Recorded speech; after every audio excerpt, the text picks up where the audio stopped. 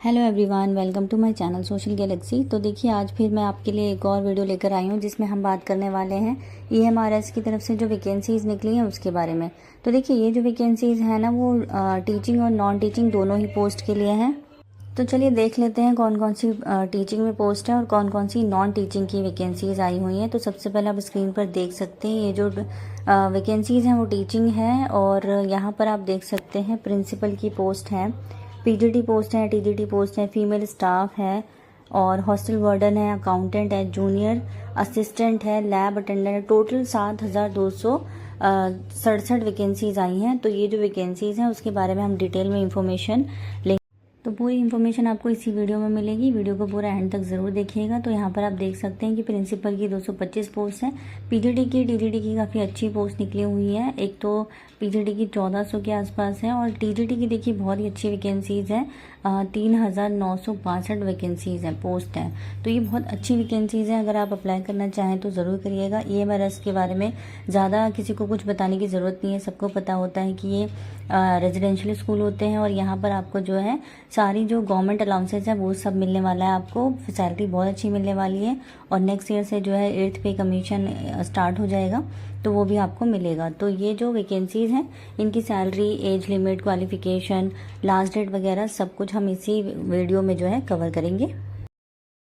तो चलिए देख लेते हैं, और फीस वगैरह भी मैं आपको इसी वीडियो में बताऊंगी कि कितनी फ़ीस लगने वाली है। तो चलिए देख लेते हैं और क्या क्या डिटेल आपको इसमें मिलने वाली है। और यहाँ पे आप पोस्ट तो देख ही सकते हैं, आगे मैं आपको दिखाऊंगी कि नॉन टीचिंग या और भी अदर जो वैकेंसीज़ हैं वो कैसी हैं।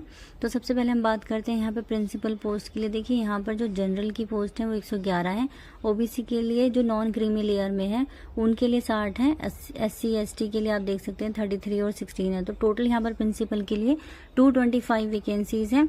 और इसमें आप देख सकते हैं पोस्ट ग्रेजुएशन का भी लिखा हुआ है, जिसमें इंग्लिश का आपका टोटल जो है 112 वैकेंसीज हैं, जनरल की 47 है, EWS की 11 है, OBC नॉन क्रीमी लेयर की आपको 30 देखने को मिलेंगी।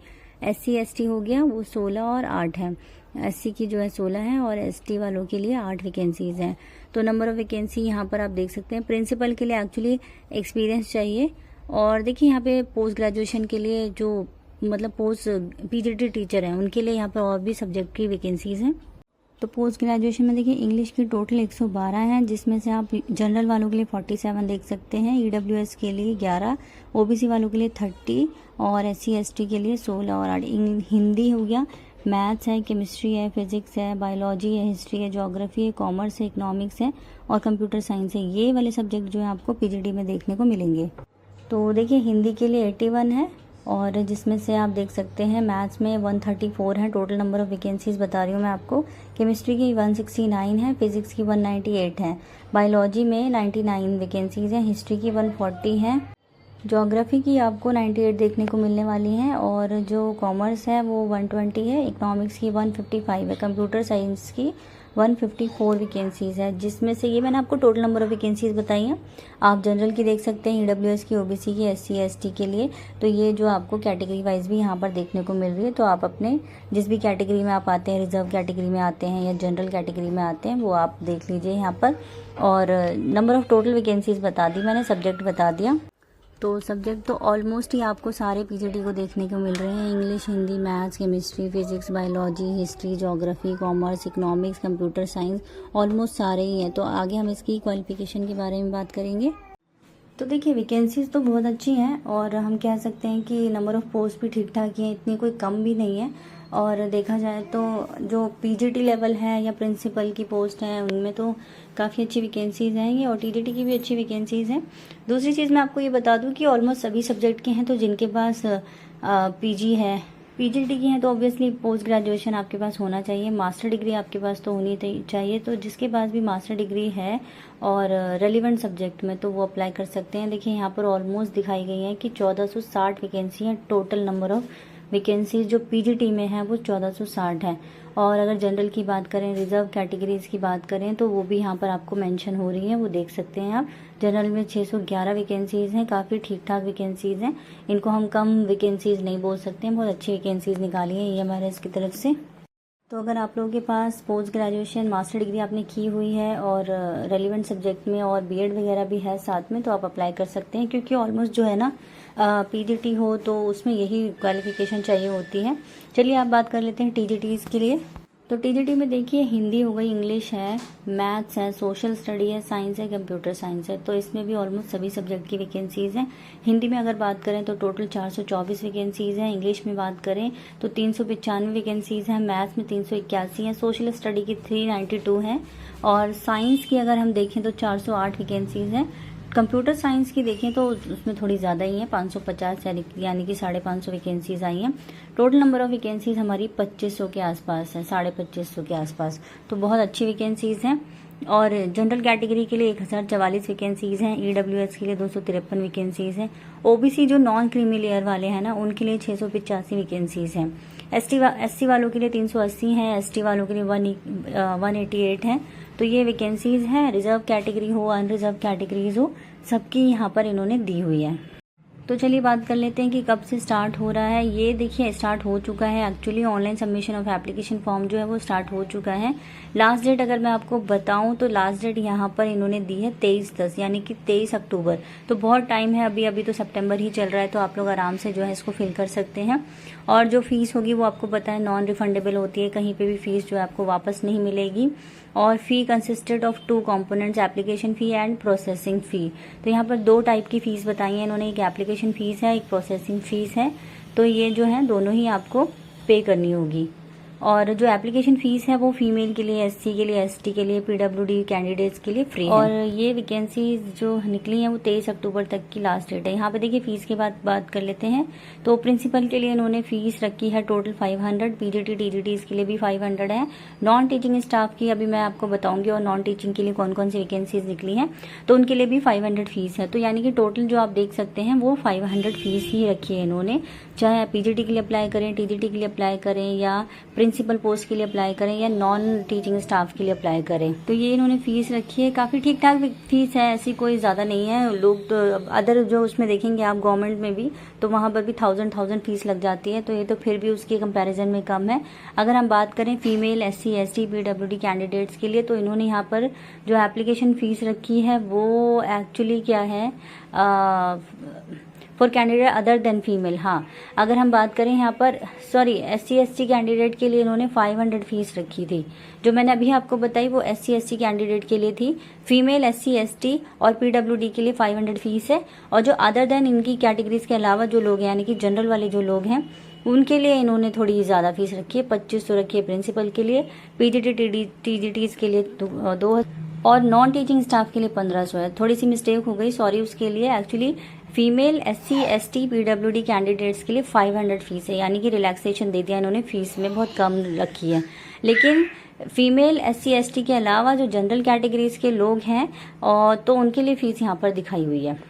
और देखिए एग्जाम की बात करें तो टीयर 1 और टीयर 2 एग्जाम होने वाला है आपका इसमें। तो जो टीयर 1 और एग्जाम टीयर 2 जो होगा, उसकी डेट शीट हो या उसका ड्यूरेशन ऑफ एग्जाम हो, या उसका सिलेबस हो, डेट हो, सेंटर हो, कुछ भी हो, वो आपको इसकी वेबसाइट दी हुई है NESTS पे जाके आप लोग डाउनलोड कर सकते हैं। सारी चीज़ें आपको मिल जाएंगी वहाँ पर। तो सारी चीज़ें आपको इसकी वेबसाइट पे मिलेगी, कहीं जाने की ज़रूरत नहीं है। इसका सिलेबस वगैरह सब कुछ आप इसकी NESTS वाली वेबसाइट पे जाएंगे और डाउनलोड कर सकते हैं आराम से। तो चलिए और देख लेते हैं वैकेंसीज। यहाँ पे देखिए रीजनल लैंग्वेज की भी कुछ वैकेंसीज निकली हैं।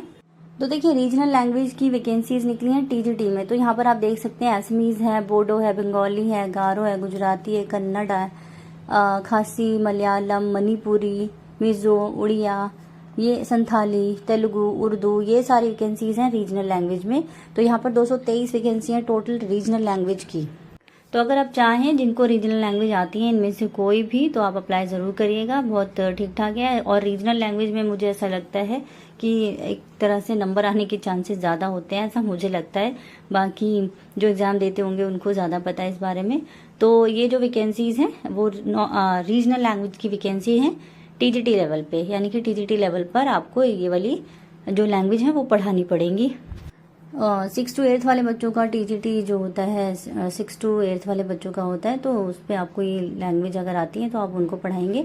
और देख लीजिएगा आप कौन सी कैटेगरी में आते हैं, रिजर्व में है, अनरिजर्व में है, उसके अकॉर्डिंग आप अप्लाई कर सकते हैं। चलिए और देख लेते हैं और क्या है। क्वालिफिकेशन है, उसके बाद नॉन टीचिंग स्टाफ की भी मैंने आपको बताई थी, कुछ वैकेंसीज आई हैं। तो अभी हम आगे बात करेंगे नॉन टीचिंग स्टाफ के बारे में भी। पहले ये जो टीचिंग वाले हैं उसको हम क्लियर कर लेते हैं। तो पहले टीजीटी वाले में और देख लेते हैं, और कोई वैकेंसीज तो नहीं है। एक तो रीजनल हो गई, उसके बाद हम देख सकते हैं यहाँ पे मिसलेनियस कैटेगरीज हैं ऑफ टीचर, जिसमें टीजीटी ही आएगा। ग्रुप बी की वैकेंसीज हैं, जिसमें हमारी म्यूजिक, आर्ट, पीईटी यानी कि पीटी टीचर हो गया, मेल चाहिए पीईटी, इन्हें फीमेल भी चाहिए और लाइब्रेरियन भी चाहिए। तो 1179 वैकेंसीज हैं, जिसमें टोटल जो रिजर्व कैटेगरीज हैं, अनरिजर्व की हैं, वो अलग अलग हैं। बाकी मैंने आपको देखिए वो बता दिया है, लास्ट डेट 23 अक्टूबर है। यहाँ पे हम क्वालिफिकेशन और इसका पहले सबसे पहले वो चेक करते हैं सैलरी। सैलरी देखिए यहाँ पे बहुत अच्छी मिलने वाली है पीजीटी के लिए। यहाँ पर आप देख सकते हैं कि लेवल 8 की सैलरी है, तो आप यहाँ देख सकते हैं कि 47,600 के आसपास जो है सैलरी बहुत अच्छी मिलने वाली है। टीजीटी के लिए भी यहाँ पर देखिए 44,900 रुपीज़ से लेकर यहाँ पर दी हुई है सैलरी। लाइब्रेरियन हो गया, आर्ट, म्यूजिक है, इन सब के लिए यहाँ पर बहुत अच्छी सैलरी मिलने वाली है। जो गवर्नमेंट में मिलती है वही है, और नेक्स्ट ईयर से 8th पे कमीशन आने वाला है, तो उसके अकॉर्डिंग आपको और अच्छी सैलरी मिलेगी। तो प्रिंसिपल के लिए मैं कहना चाहूँगी कि एक्सपीरियंस चाहिए, तो एक्सपीरियंस जिनके पास होगा वही अप्लाई कर पाएंगे। आगे क्वालिफिकेशन चेक कर लेंगे, लेकिन उससे पहले आप सैलरीज पे एक बार नज़र डाल लीजिए कि सैलरी जो है गवर्नमेंट के ही अकॉर्डिंग मिलने वाली है। चलिए मोड ऑफ एग्जामिनेशन की बात करें तो यहाँ पर टीयर 1 होगा, जो एमसीक्यू बेस्ड पर होगा, यानी कि ओएमआर बेस्ड पे होगा, पेन पेपर के ऊपर। तो और जो इसमें सेलेक्ट होगा उसके बाद आपको टीयर 2 देना पड़ेगा, जो होगा डिस्क्रिप्टिव क्वेश्चन पेपर, यानी कि वो भी ओएमआर के बेस पे होगा। और आफ्टर दोनों के बाद, इन दोनों टेस्ट के बाद आपका जो है इंटरव्यू होगा। जो इंटरव्यू में सिलेक्ट होगा उसको, अगर देखिए हम बात करें choice of medium question paper की, यानी कि क्वेश्चन पेपर आपको कौन कौन से मीडियम में दिखाई देगा, तो वो आपकी अपनी चॉइस है। जिसमें भी आप हिंदी में, इंग्लिश में, जिसमें भी रीड करना चाहें, पढ़ना चाहें, आपको वो बायलिंगुअल जो है उसमें लैंग्वेज में मिल जाएगा। तो ऐसा नहीं है कि इंग्लिश में ही पेपर होने वाला है या सिर्फ हिंदी में ही पेपर होने वाला है।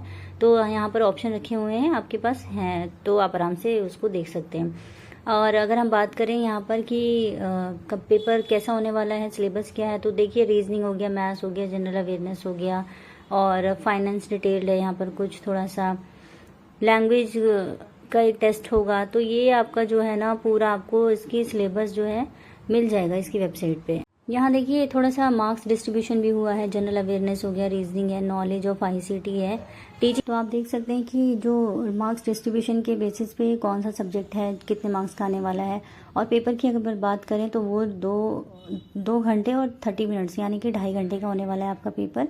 जो पेपर की पूरी ड्यूरेशन है वो 2.5 घंटे की है, और यहाँ पर आपको टाइम भी दिया हुआ है कि मार्क्स दिए हुए हैं, सॉरी।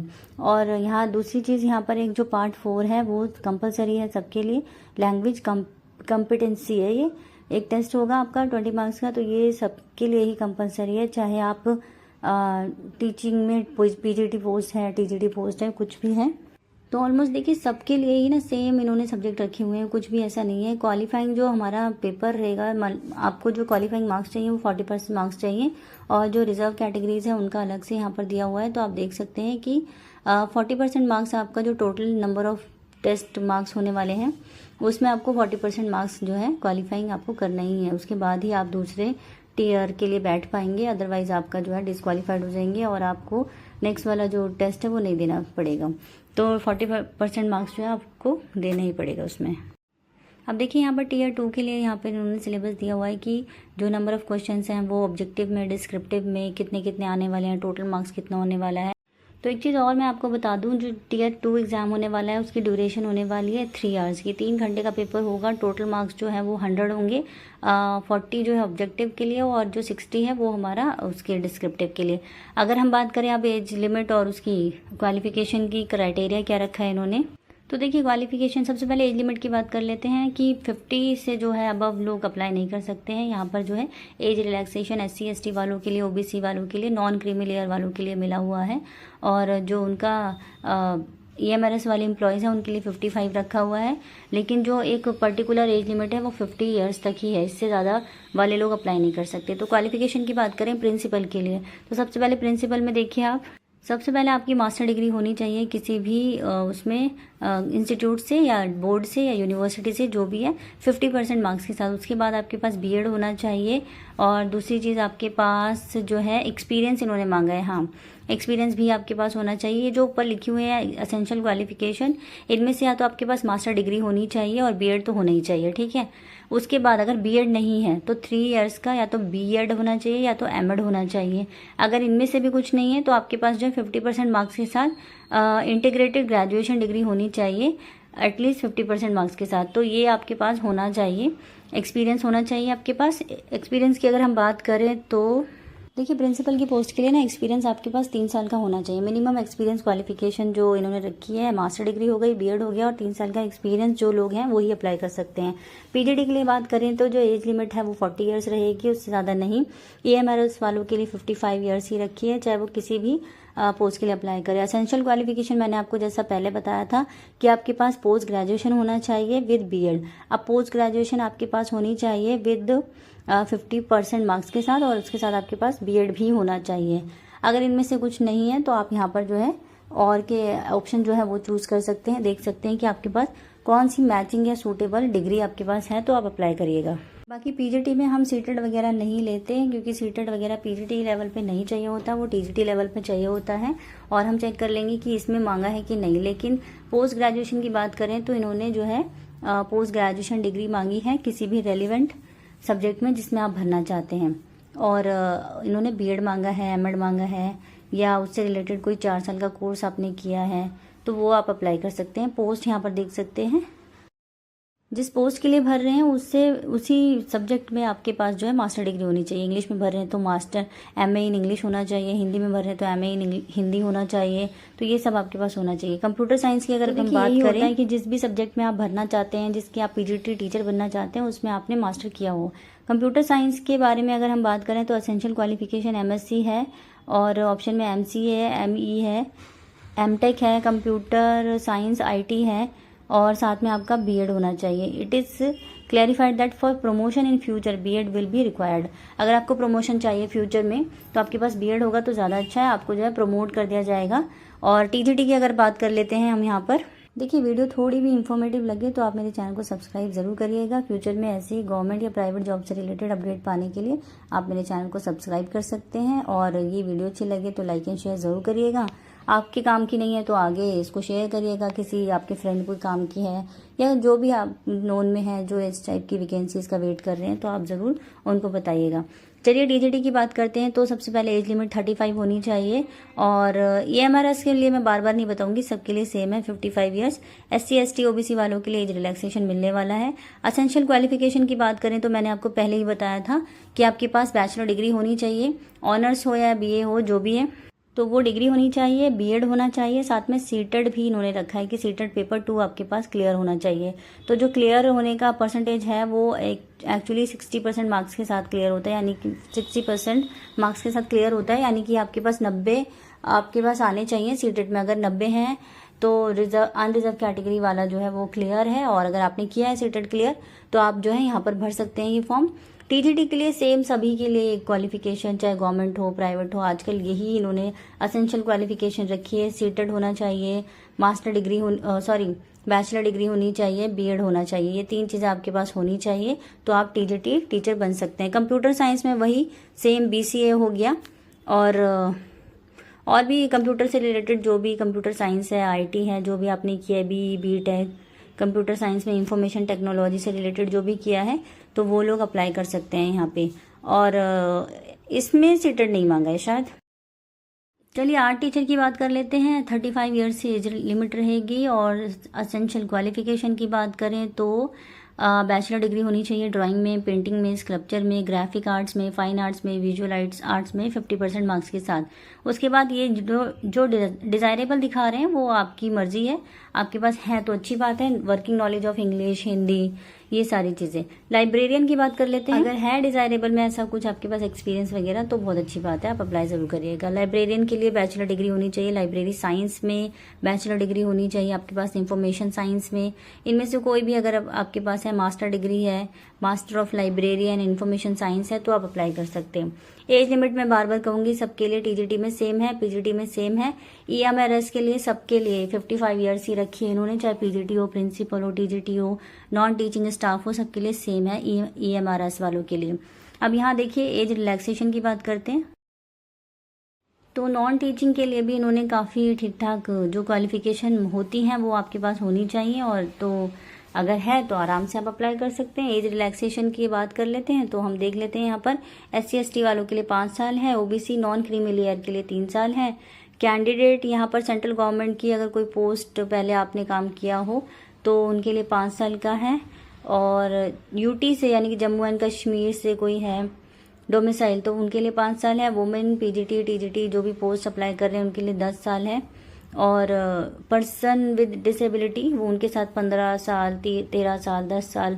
तो एज रिलैक्सेशन तो एज पर गवर्नमेंट जो रूल है नॉर्म्स है वही मिली है आपको, कुछ इन्होंने अपनी तरफ से नहीं डाला है। तो ईएमआरएस की वैकेंसीज हैं, 23 अक्टूबर तक लास्ट डेट है, अप्लाई ज़रूर करिएगा। और अगर वीडियो अच्छी लगे तो लाइक एंड शेयर ज़रूर करिएगा। बस यही छोटी सी इन्फॉर्मेशन आपको प्रोवाइड करनी थी।